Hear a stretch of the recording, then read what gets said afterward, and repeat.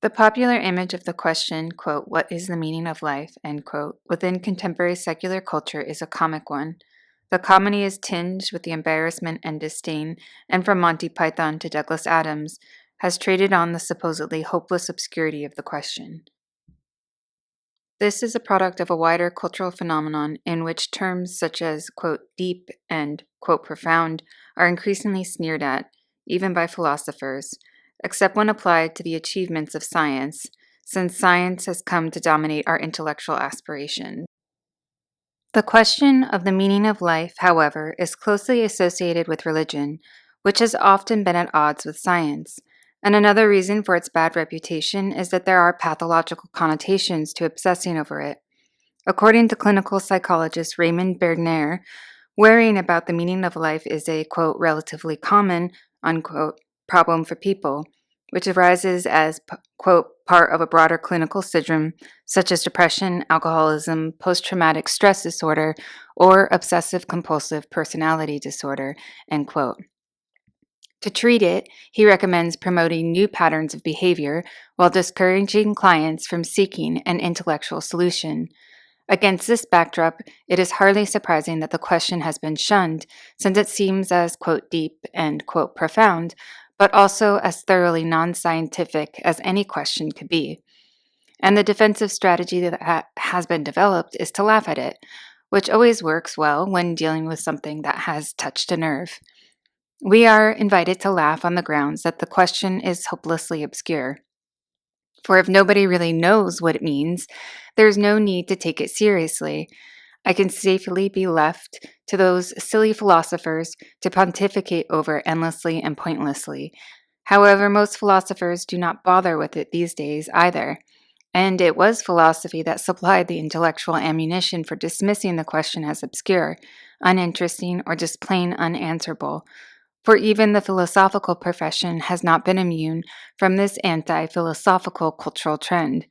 A conspicuous tragicomic element of the trend, in fact, has been the phenomenon of philosophers turning against philosophy, a dominant theme within the profession since the 19th century, with some of its most influential figures showing little or no reticence about this, on the face of it, absurd agenda. However, the question is as serious as your life, and its intention is anything but obscure, though the form it has acquired has potential to mislead, which some have willingly latched onto. For asking, quote, "What is the meaning of life?" leads immediately to a question everyone understands, namely, quote, "Why do human beings exist?" end quote. These questions are distinct because the former presupposes there is a reason we exist. In order to consequently ask what, quote, "meaning," in the sense of value, this reason provides to human life. But before you can begin to ask this philosophically, you must first ask whether there is any reason we are here at all, which is why the question, quote, "What is the meaning of life?" end quote, leaves space for, quote, "There isn't one," as an appropriate response. If you forget to ask this, and thereby forget that aspects of the question's significance which has accounted for its longevity, then it is transformed into either a theological question concerning which particular meaning God has invested in life, or else the distinct question of what we value about our lives, to which innumerable, comparatively more anodyne answers are possible. Loving relationships, the pursuit of knowledge, many things seem clearly valuable in this mundane sense. But the sense intended by the traditional question makes essential reference to the reason human beings exist. Otherwise, it would never have gained its reputation as one of the, quote, "great imponderables." Now, there are undeniably many different senses of the word meaning, as some philosophers would interject at this point, and so the question clearly has plenty of scope for obscurity. But this is irrelevant because there is only one obvious philosophical question in the area, to which senses such as, quote, "value," quote, "significance," and, quote, "purpose" are easily related. The question did not drop from the sky as an enigma to be asking since at least the beginning of civilization. The question did not drop from the sky as an enigma to be asked. Shoot. The question did not drop from the sky as an enigma to be deciphered, but is rather a natural question which we know human beings have been asking since at least the beginning of civilization, and were probably asking long before that. See Chapter 3. The question boils down to, what is the value of human life which accounts for us being here? Or less carefully, but more naturally, what are we here for? We know the meaning of computers in this sense. They accomplish tasks for us. That is why we made them. So given that people exist and care about the existence more than any other kind, we naturally wonder if there is any reason for it. Assuming both, that there is and that it makes our lives valuable, we ask, what is the meaning of life? Now, this assumed meaning of human life might be moral, for the reason we exist might be to achieve something morally good, but it need not be.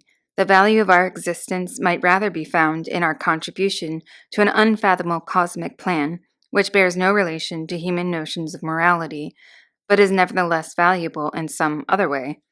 The answer to the question might be thoroughly obscure, then, but the question is not. Now equipped with scientific knowledge, we might try to answer it by saying that the reason we exist is that a chance chemical reaction occurred on Earth about 3.5 billion years ago, and this ultimately led to the chain of biological evolution which resulted in us. However, this just pushes the question back a stage, because we must then ask why those fertile environmental conditions once existed. And to answer this, we must ultimately ask why reality itself exists.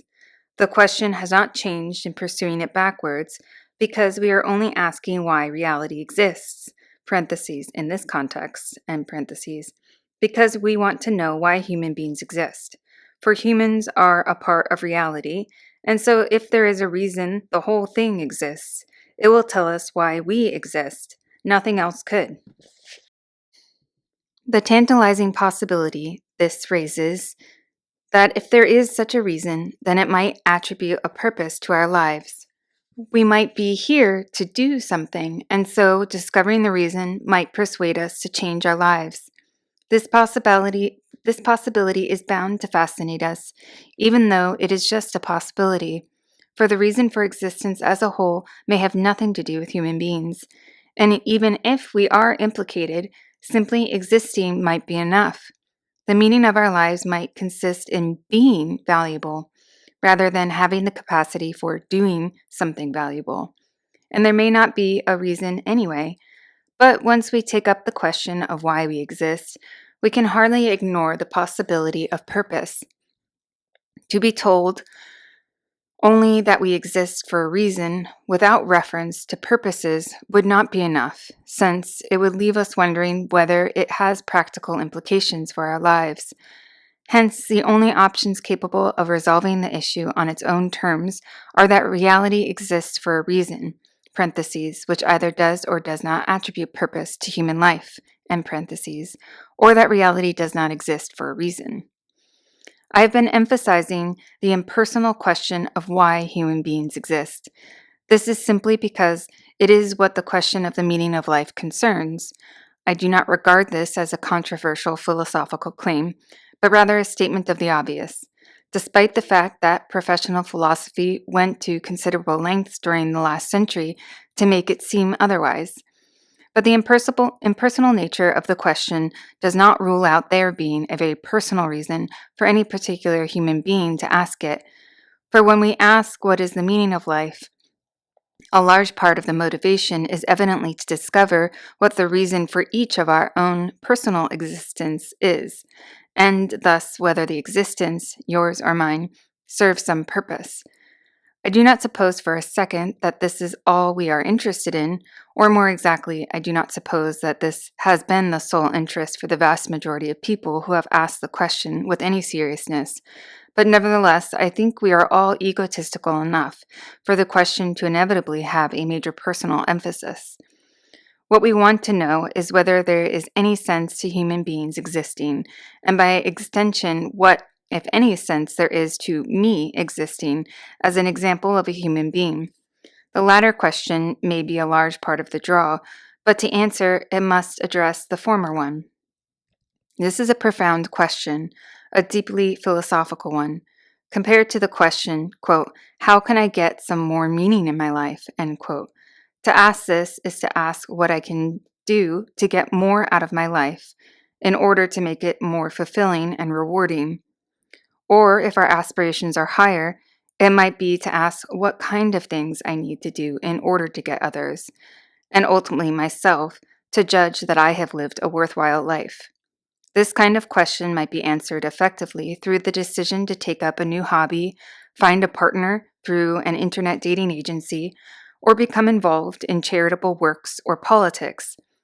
These are the kind of things a sensible friend might suggest if you went to them with the worry that your life is meaningless.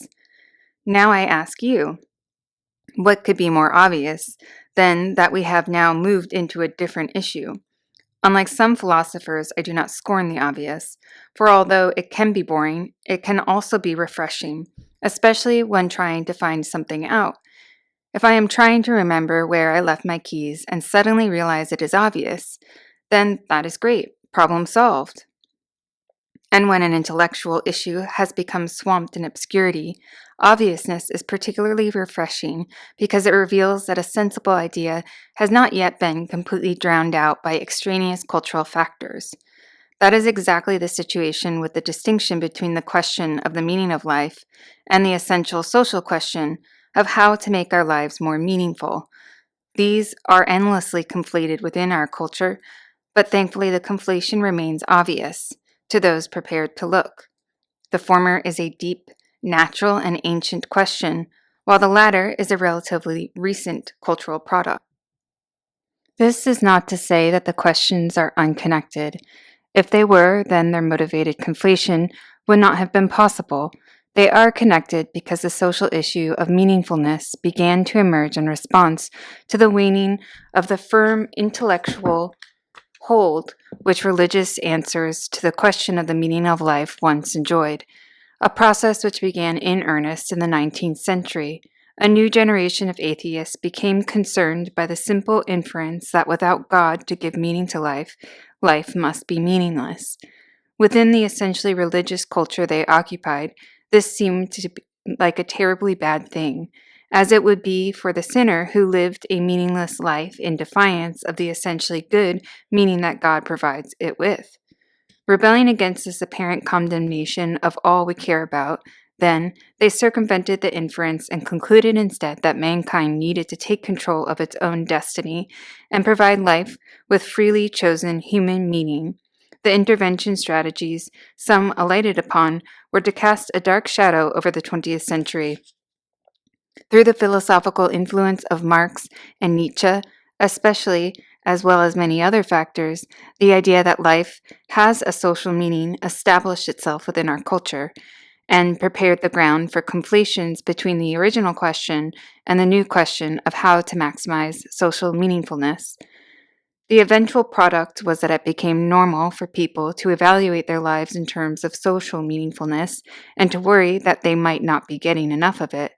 Memories of the older question were neutered by dismissing it as something of interest only to religious believers or else to philosophers in their absurdly obscure ruminations.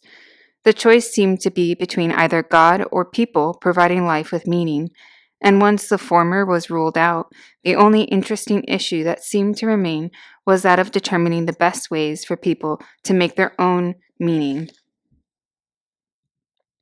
This practical question does not strike me as terribly philosophical, which is not to deny, of course, that asking it can sometimes be important to people.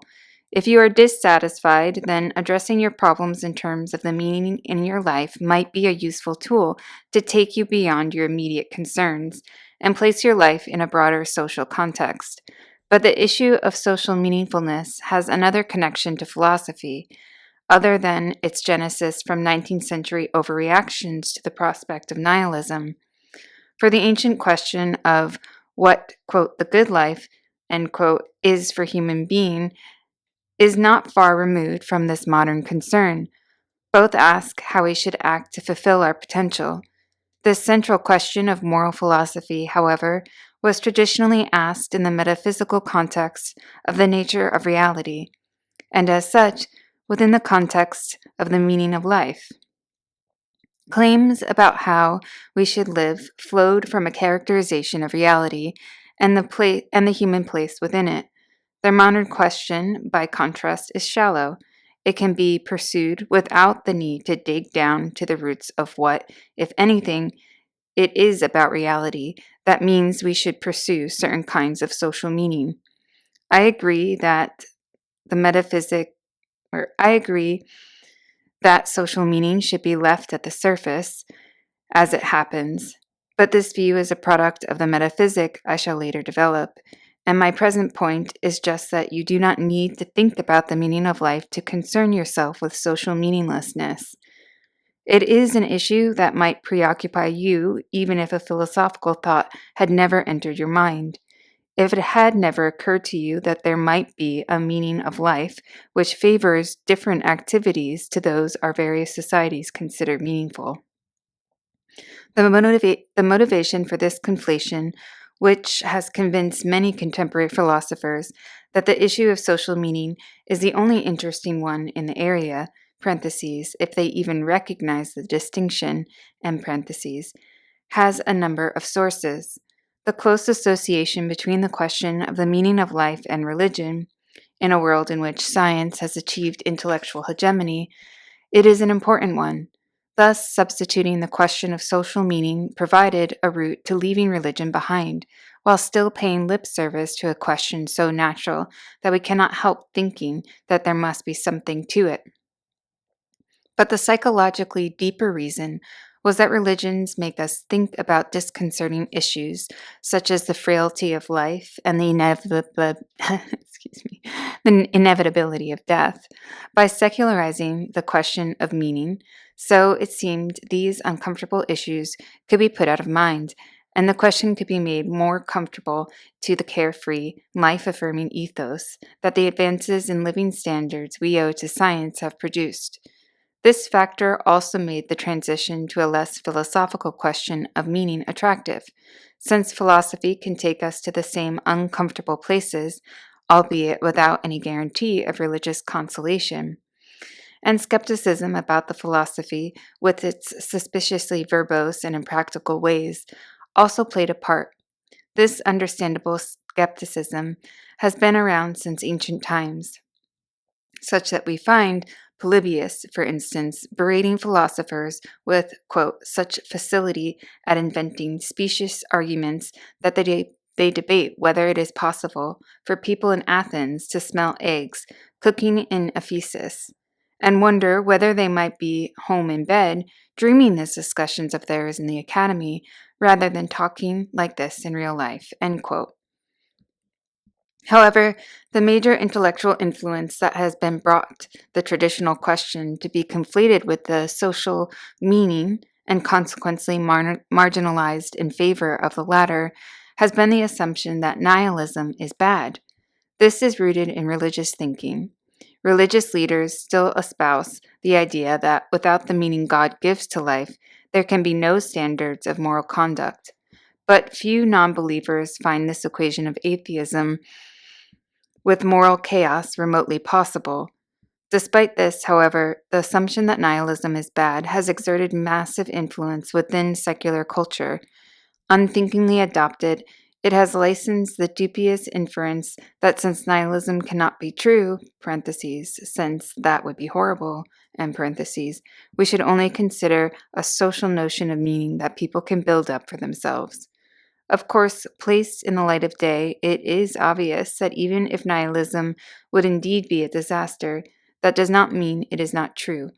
But the inference has rarely been placed in the light of day. That is not where it has done its work. However, we do not need to be brave to accept nihilism, and we certainly do not need to follow those morbid philosophers who occasionally crawl out of the woodwork, using nihilism to justify all manner of life-denying, hateful views, views which say more about their advocates than about life. For nihilism is not bad. It cannot be. If reality is meaningful, then the meaning of human life might be good, bad, or neither. Thus, if reality exists for a reason, This might reveal that human life serves a good purpose, or it might reveal that some or most of reality serves a good purpose which human life runs counter to. Or it might be that the reason has nothing to do with human notions of good and bad, but if there is no reason that reality and hence humans exist, then there is no good meaning against which the meaningfulness of human life might be counted as bad in comparison. So, if nihilism is true, it cannot be good or bad. Rather, nihilism's implication that life is meaningless is best viewed as simply a fact about life, not fundamentally different in kind from the fact that life evolved on Earth, except that the former is a philosophical fact.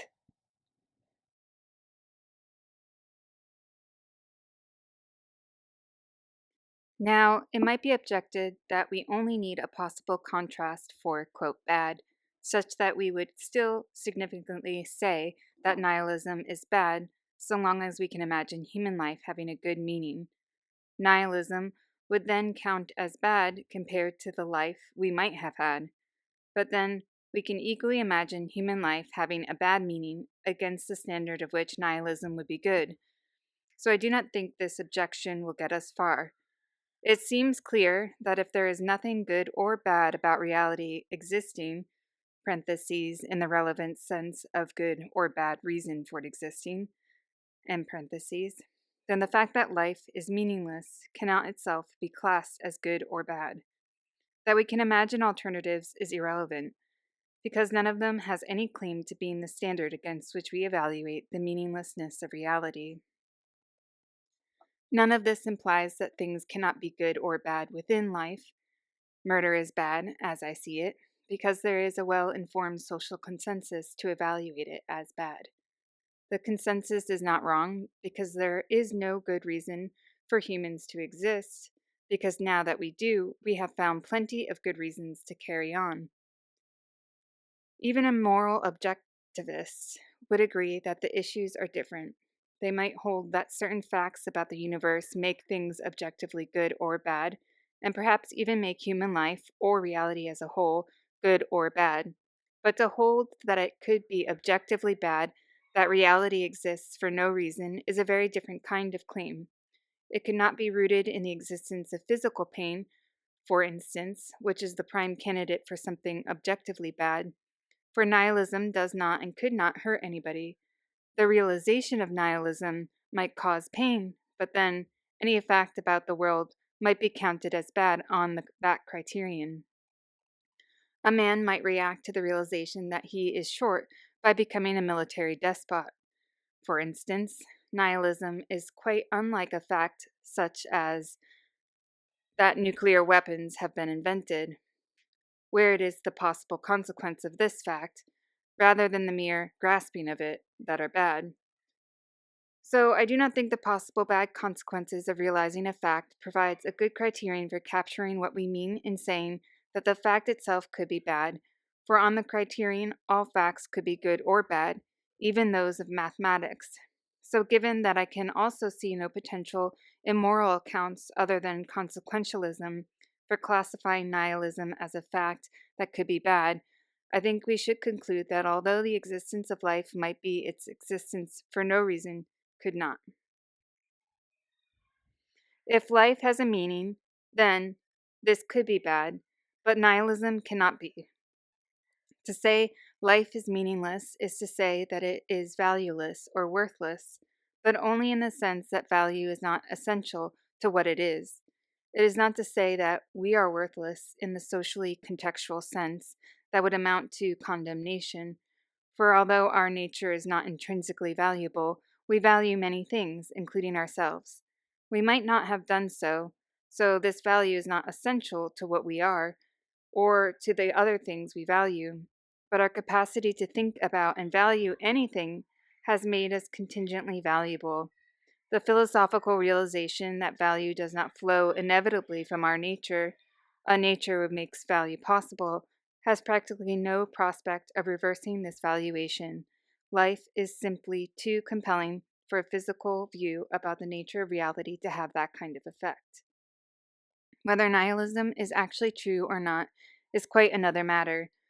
of course, for life might have a meaning, but like many others, I can see no good reason to think it does. Unlike most, however, I am happy to call myself a nihilist as a consequence.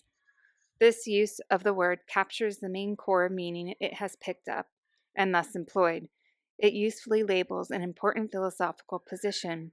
Plus, I like the sound of it, so I think it is worth salvaging for the confusion it has attracted.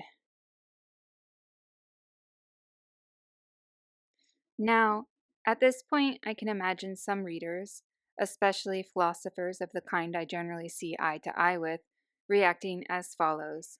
Quote, okay, I agree with you that nihilism is true, parentheses, I already knew that, end parentheses, and also that it's a fact about us that has been neglected in philosophy, especially the analytical tradition. And perhaps you're right that it's been shied away from in the public arena because people picked up the wrong impression. But then, once you've pointed that out, there really isn't anything more to say, is there? Life is meaningless, and that's it. It doesn't lead anywhere interesting, as you've effectively conceded yourself. It doesn't show that life is terrible, or that anything goes, or anything like that. So it's a philosophical dead end. It's boring. End quote. But nihilism is not just any old fact. It entails that everybody's life is meaningless, and hence that your life is too. This must strike you as more significant for the way you think about the world than the vast majority of philosophical ideas you have come across, if not all of them. If it is not like that for you, as it is for me, then perhaps I should start taking solipsism seriously. It is a thought which resonates throughout the understanding whenever you genuinely think about it, transfiguring everything while changing nothing. But it still might not lead us anywhere in philosophy, no matter how much personal significance it may have for us. I shall be arguing that it does, however. In a sense, it leads everywhere in philosophy. The question of the meaning of life, to which nihilism provides the answer, is the keystone of philosophy. It locks the rest of its traditional preoccupations in place and allows them to bear weight in an intellectual culture dominated by science.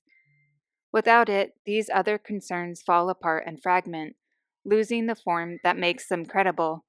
This view about the nature of philosophy, and more substantially, my attempts to answer a cluster of traditional metaphysical concerns in light of it, takes up much more space in this book than nihilism. Though nihilism will never be far from the surface, nihilism is more important, but there is not much to say about it except in the context of these other issues that lend it substance. It is boring, essentially so, in a sense that should become clear in the discussion of boredom in chapter. But it is anything but boring when philosophical understanding is your goal. Philosophy takes place in a meaningless life, and since I cannot believe this is peripheral to it, I have tried to ensure that mine explicitly does. The importance of the question of the meaning of life to the rest of philosophy starts to emerge when we reflect on the following fact: that there is less understanding of the nature of philosophy than any other major discipline. There are disciplines whose area of concern is not common knowledge, of course, but in these cases, an internet search can quickly fill the void.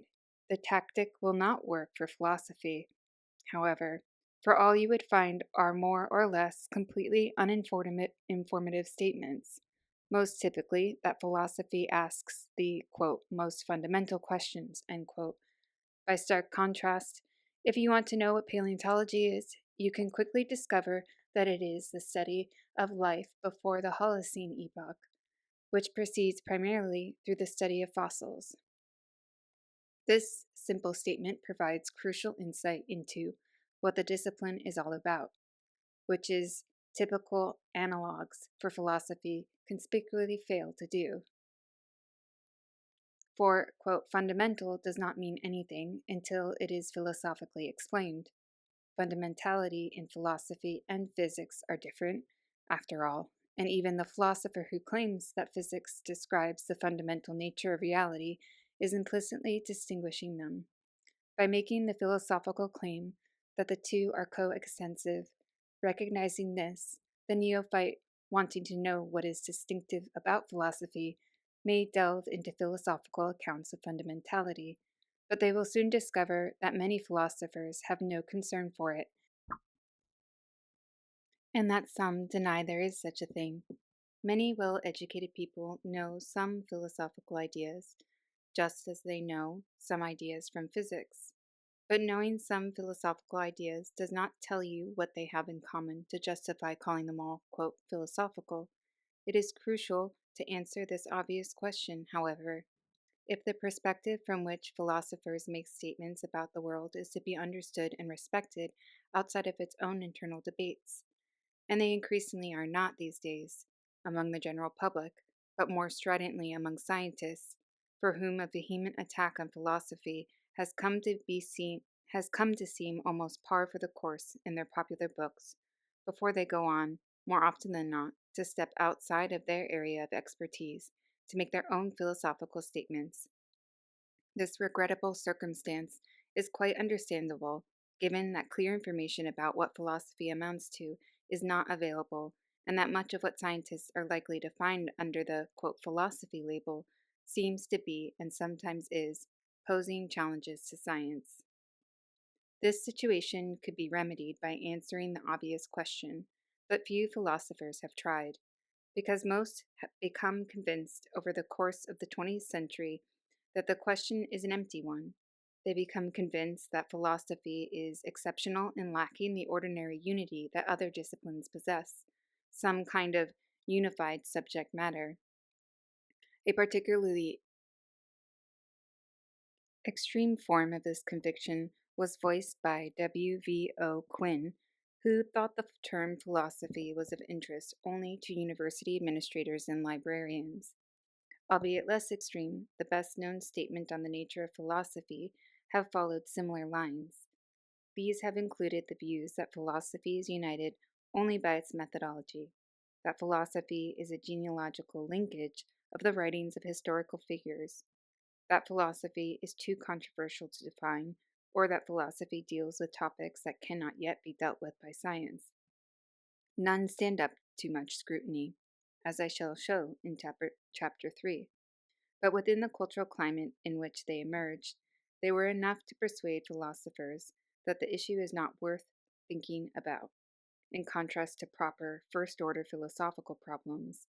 Not knowing or caring what is philosophical about these problems, or actively thinking there is nothing to say on the matter, did not seem to matter to the problems themselves, but it mattered tremendously. It further marginalized philosophy's voice. The disdain philosophers developed for the question of the nature of their discipline took place within a wider cultural trend in which philosophers, like everyone else apart from the faithful, were also disdaining the question of the meaning of life. But since the question is pivotal to the discipline, as I shall argue, they thereby began to lose touch with what they were doing and why they were doing it. The doing became all that mattered.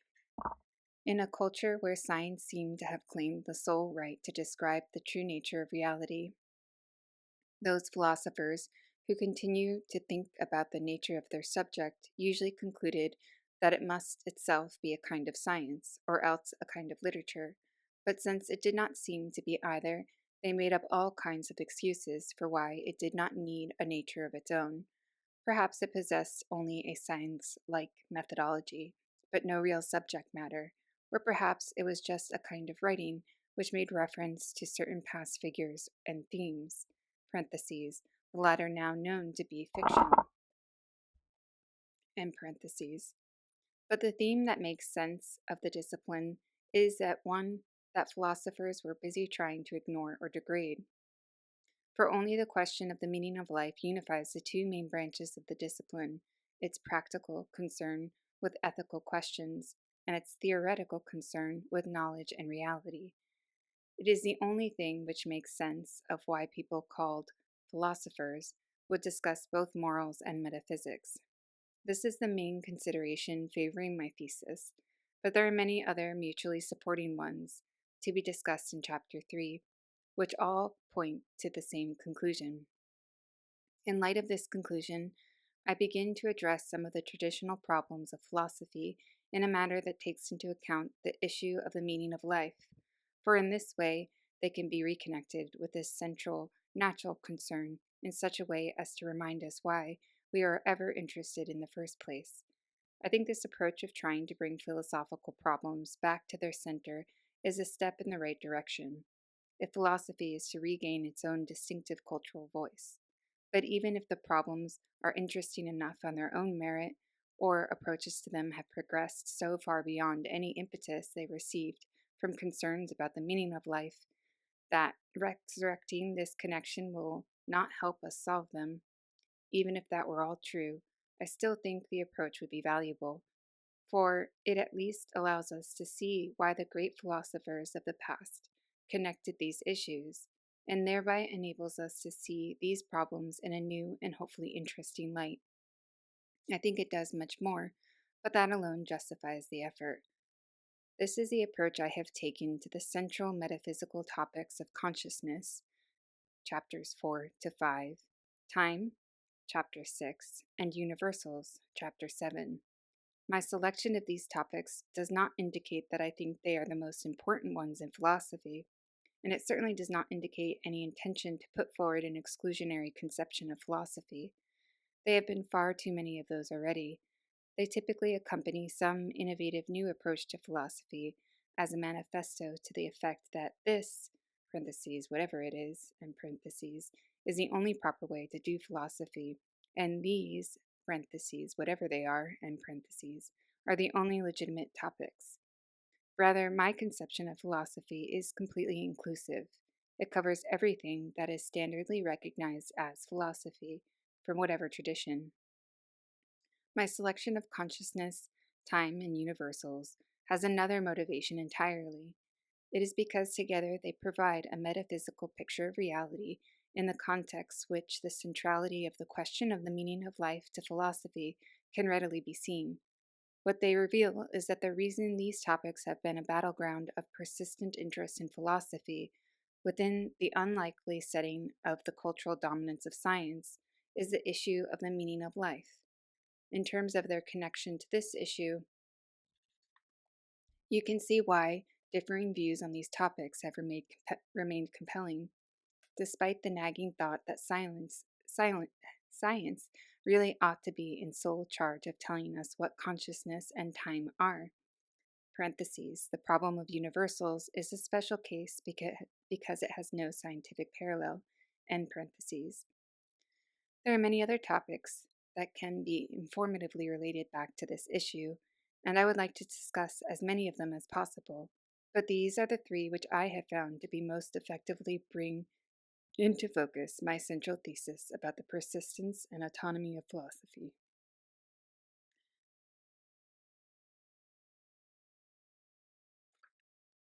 Consciousness provides my route in. The problem of consciousness arises because we cannot fit it into our scientific picture of the world. This shows that metaphysics will not stop at an affirmation of science, because the physicalist metaphysic, provided by this unduly deferential conception of philosophy, is untenable. We cannot sustain the pretense that consciousness does not exist, or that science is anything like the form we understand it could resolve the philosophical perplexities it generates. Philosophers try hard to pretend this, and can acquire a state of mind in which they no longer have to pretend. But it only takes a simple reminder to get the ball rolling again, such as Frank Jackson's thought experiment about the woman in a black and white room whose scientific education leaves her unprepared for a world of color, ludicrously simple, as John Searle put it, but still capable of sparking off endless complex debates. I speak as a once committed physicalist. What I can now see was essential to my physicalist conviction remains in place in this book. What drives on debates about consciousness, I shall argue, is that once it is grasped that it will not fit into a scientific worldview, most philosophers become frightened. This is because they think philosophy is supposed to complement science. And what is worse, if you believe reality outruns the physical, then you seem to have strayed into the realm of religion. You have opened up the possibility that there is a meaning of life. Religious philosophers are happy with that, of course, and some brave souls feel no fear in describing reality in their own way, either scorning or ignoring science, or demanding with naive optimism that it take account of their insights. This is the kind of self confidence philosophy could do without. But most philosophers worry about the apparent clash with science because they do not want to stray into territory occupied by religion and traditional metaphysics. Some some keep trying to show that consciousness can be explained by science, parentheses, or else does not exist, end parentheses, while others find that consciousness forces them to disagree. The clash is between the passionately felt need to avoid giving ground to those who believe in a meaning of life and the almost irresistible urge to state the obvious truth. Once you understand that and can see it reflected across philosophy's traditional debates, then you can understand why those debates have seemed interminable and also why they need not, but probably always will. The way out of this impasse is simply to realize that even if reality transcends the world of science, we have no reason to think this makes it any the less meaningless. So we had no reason to resist this philosophical move, except for an unjustified lack of confidence in philosophy based on lack of awareness of what it is. The fact that consciousness does not make sense in the world of science forces us to move beyond science, but the assumption that this has religious, anti scientific implications calls us to stay where we are. However, this assumption is wrong. There are philosophical implications, but no anti scientific ones. To be sure, it opens up the possibility of a meaning of life, which those of faith will welcome, but it provides no reason to believe in one. In backing away from a meaning of life, then, philosophers have inadvertently been backing away not from religion, but from philosophy, for it was philosophy, rather than any other field of endeavor, which saw through our apparent need for a meaning of life. It achieved this not because of any special philosophical methodology, but because it is an ancient tradition of human thought. People eventually worked out that what seemed to matter to us does not. We got there because of science, but this was philosophy's triumph. Science has had its own even greater triumphs. The argument I will present to make sense of consciousness, and subsequently also time, and the problem of universals, is that we must recognize that reality transcends the human perspective. A philosophical concern, which properly understood has no scientific implications. This is the, quote, transcendent hypothesis, end quote, presented in Chapter 5, which is the key to this book.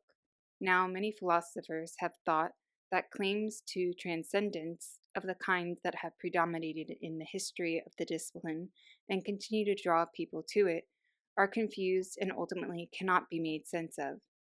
The lesson I draw from these arguments, however, is simply that you must tread very carefully.